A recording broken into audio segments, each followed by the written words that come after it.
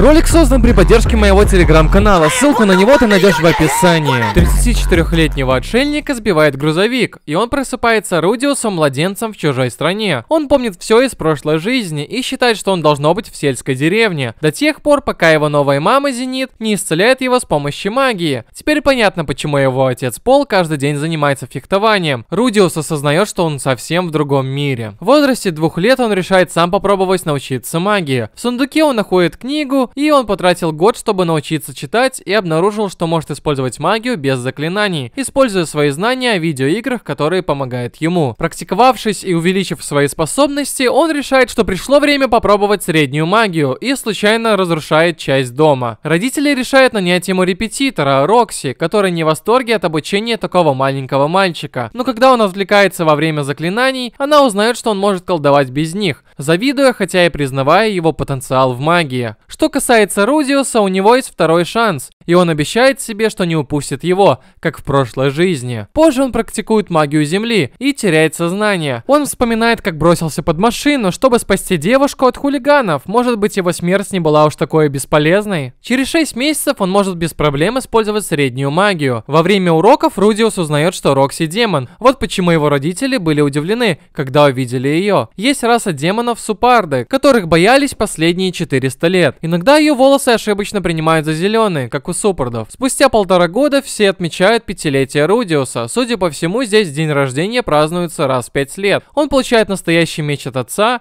новую книгу от мамы и палочку от Рокси. Но она боится, что больше ничему не сможет научить его в магии. Так что на следующий день она планирует провести его выпускную церемонию. Из-за издевательства в прошлой жизни у Рудиуса появился страх перед выходом на улицу. Рудиус приходит в ужас, когда Рокси говорит ему, что они должны покинуть город на церемонию. Но когда он понимает, что жители деревни не смотрят на него, а приветствуют Рокси, его тревога уходит. Она показывает ему самое сильное водное заклинание, которое она может сотворить, и случайно убивает лошадку молнии. Неудивительно, что им пришлось покинуть город. Рудиус повторяет ее заклинание святого уровня, успешно заканчивая обучение. Хотя он не готов прощаться с человеком, который заставил его выйти на улицу спустя 20 лет. Его родители обрадовались тому, что он сейчас выходит на улицу. Они думали, что он болен. Рудиус никогда не плакал, когда был младенцем, и не делал почти ничего из того, что делают обычные дети. Он замечает, как 3 детей набрасываются на одного, и решает спасти его, вспоминая все случаи, когда с ним случалось то же самое. Пытаясь помочь ему привести себя в порядок, Рудиус замечает зеленые волосы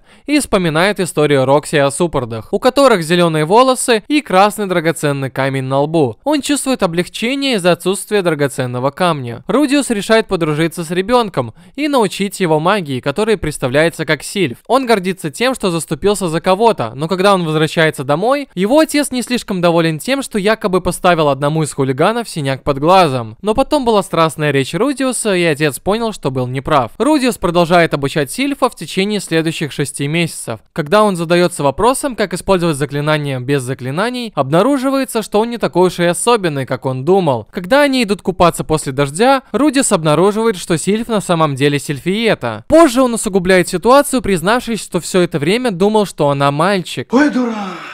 Некоторое время спустя Сильфиета говорит с Рудиусом, и они мирятся. Пол и Зенит взволнованы, когда узнают, что Зенит беременна. Но это ненадолго, ведь горничная Лилия тоже узнает, что она беременна. Пол сразу же признает, что это скорее всего его ребенок. Это время принятия решений. Если Лилии придется вернуться в свой родной город с новорожденным, она может не успеть. Рудиус решает проявить инициативу и возлагает всю вину на Пола, и чтобы Зенит сделала то же самое. Лилия раньше боялась Рудиуса, но полюбила его после того, как он солгал, чтобы помочь ей и ее ребенку, и она стала частью семьи. Теперь у Рудиуса есть 2 младшие сестры. Позже поднимается тема школы, и Рудиус обдумывает ее, так как он не добился успеха в фехтовании и магии. Но Сильфиета не хочет, чтобы он уходил. Однажды он получает письмо от Рокси, говоря ему поступить в Академию магии Рануа. Он спрашивает своих родителей, может ли он взять Сильфиету с собой. У семьи недостаточно денег, чтобы послать их обоих, поэтому Рудиус считает, что пора устроиться на работу. Вскоре после этого прибывает друг семьи Гелейн. Пол вырубает Рудиуса, и он просыпается в телеге с Гелейн, не понимая, что происходит. Она бросает ему письмо, которое написал его отец. Судя по всему, его отправляют обучать магии другого ребенка в течение следующих 5 лет. В письме также говорится, чтобы он не возвращался домой и не связывался с Сильфиетой, поскольку она мешает его развитию. Прибыв в Руа, он знакомится с Филиппом Борисом Грейратом, мэром и двоюродным братом своего отца. Он понятия не имел, что у него есть семья с таким высоким положением. Не знает он и того, что будет учить дочь Филиппа, которая избила его во время их первой встречи. Теперь понятно, почему ее никто не хочет учить. Поэтому Рудиус придумывает план – инсценировать похищение и показать Эрис, насколько полезной может быть магия. Похитители слишком хорошо справляются со своей работой. Она по-прежнему настроена враждебно по отношению к Рудиусу, который планирует бросить ее, если она откажется сотрудничать. Они убегают и возвращаются в Руа, хотя оказывается, что похищение было не таким инсценированным, как они планировали. После того, как Рудиус спасает ее, вместо того, чтобы взять взятку у негодяев, она неохотно принимает его в наставники. Филипп благодарен, но предостерегает его от раскрытия своих семейных связей из-за политической ситуации. Это официально его первая работа.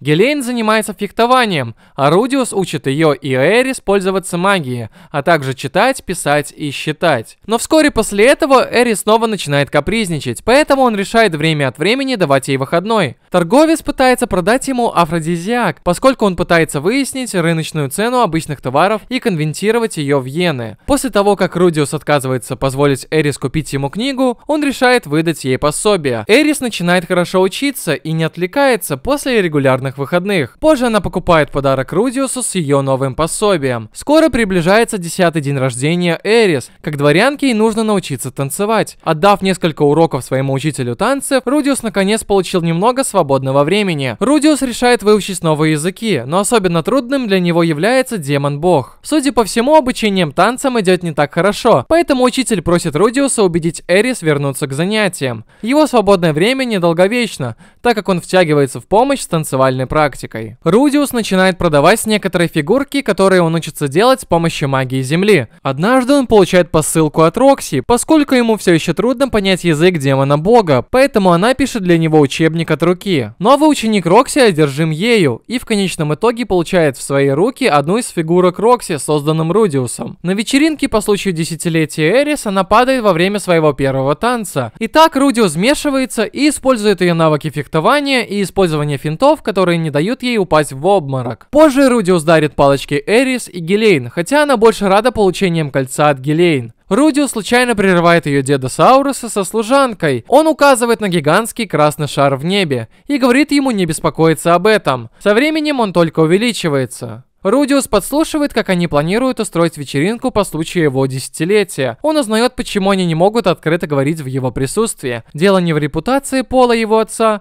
а в его имени. Они собрали лучшие материалы в королевстве, чтобы сделать посох на его день рождения. Рудиус разочарован тем, что его семья не смогла приехать, узнав, что в последнее время активность монстров увеличилась. Мама Эрис не выдерживает и говорит, что усыновит Рудиуса, хотя нет, он должен жениться на ее дочери. Филипп объясняет, что его сыновья были усыновлены его братом, поэтому его жена ненавидела его до сих пор. Но если его отец решит устроить переворот в семье, то чтобы помешать ему это сделать, Филипп говорит, что Рудиусу нужно просто жениться на Эрис. Той ночью она ждет Рудиуса в его комнате, но он заходит слишком далеко, и она отталкивает его. Рудиус извиняется, она прощает его, и он обещает подождать до ее 15-летия. Вернувшись в свой родной город, его отец сражается с монстрами, а в небе появляется странное облако маны. Рудиус выводит Эрис и Гелейн из города, чтобы показать им свое сильнейшее заклинание с помощью своего нового посоха. В этот момент на них кто-то падает. Этот некто по имени Альманфи, который посланный легендарным героем Пергиус Дола, чтобы найти источник беспорядка. Гелейн показывает, что она король меча, защищая и ручаясь за Рудиуса и Элис. Внезапно происходит гигантская вспышка синего света. Рудиус держится за Эрис и... Рудиус просыпается в странном пограничном пространстве, похожем на его прошлое. Таинственная белая фигура представляется человеком-богом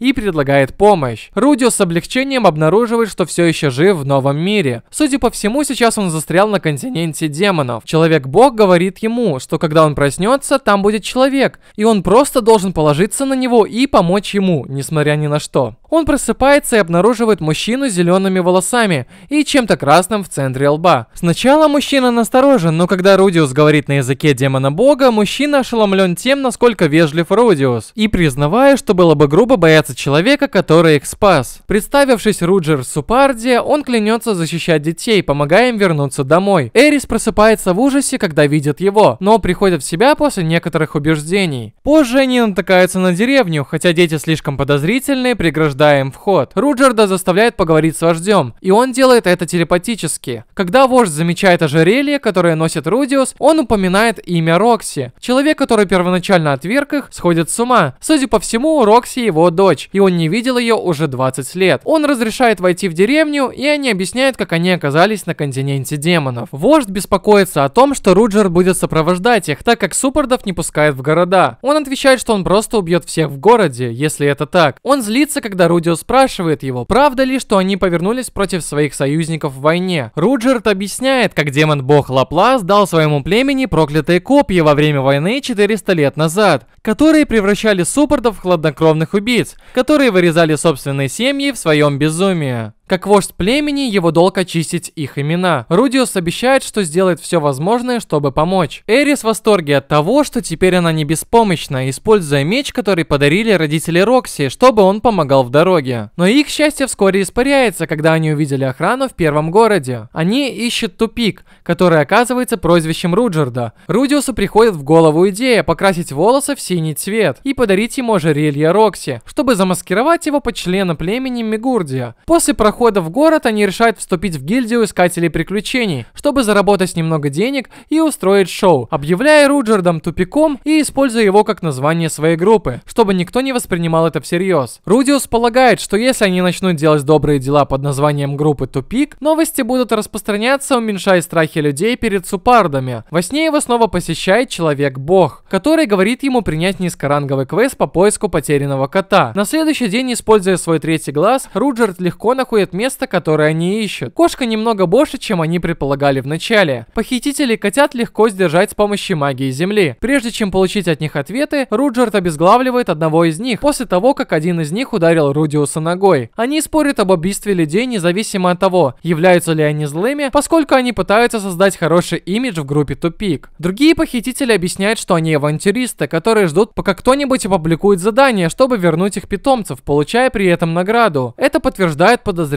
Руджерда, хотя он расстраивается, когда дети останавливают его во второй раз. Вместо того, чтобы убивать их, Рудиус решает использовать более высокий ранг похитителей, чтобы получить более тяжелую работу. Рокси отправляется в Руа в поисках Рудиуса и испытывает облегчение, когда они находят его имени или имени его семьи в списке смертников. Пол пишет письмо, чтобы сообщить ему, что он и его сестра Норн живы, но до сына оно так и не доходит. Тем временем группа Тупик ищет таинственного монстра, скрывающегося в лесу. Они видят группу из 3 молодых демонов, с которыми они столкнулись. Прежде чем спорить с другой группой, похоже, что все они ищут одного и того же зверя. Когда они ищут его сами, Руджерд останавливает группу, так как беспокоится о детях-демонах. Поэтому они соглашаются следовать за ними на всякий случай. Рудиус не дает Руджерду снова вмешаться, когда на группу нападают сразу 2 монстра, думая, что будет лучше спасти их. Но его намерения не соответствуют действительности, так как один из детей демонов погибает. Никакая исцеляющая магия не спасет его сейчас. Руджерд ругает Рудиуса за то, что тот удержал его и позволил ребенку умереть, хотя другие демоны защищают Рудиуса, принимая вину на себя. Они знали о рисках и все равно шли на них. Спасать их не входило в их обязанность. Руджерд извиняется и признает их воинами. Доведя детей до края леса, они слышат звук другого монстра, но обнаруживают, что еще одна группа мертва. У них нет шансов, ведь было уже слишком поздно, чтобы спасти их, хотя они мстят за смерть детей демонов, убивая гигантского змея. Вернувшись в город, один из членов гильдии призывает их работать с другой группой, чтобы взять на себя более тяжелую работу, и шантажирует их. Заметив, что Рудиус вот-вот нападет на его, намереваясь убить демона, чтобы защитить Эрис, Руджерд смывает краску со своих волос, угрожая шантажисту. До того, как его узнает охрана, он быстро убегает из города, прежде чем охранники поймают его за то, что он суппорт. Все трое встречаются на окраине, и Руджерд наконец понимает, что Рудиус пытался помочь ему и признает его воином.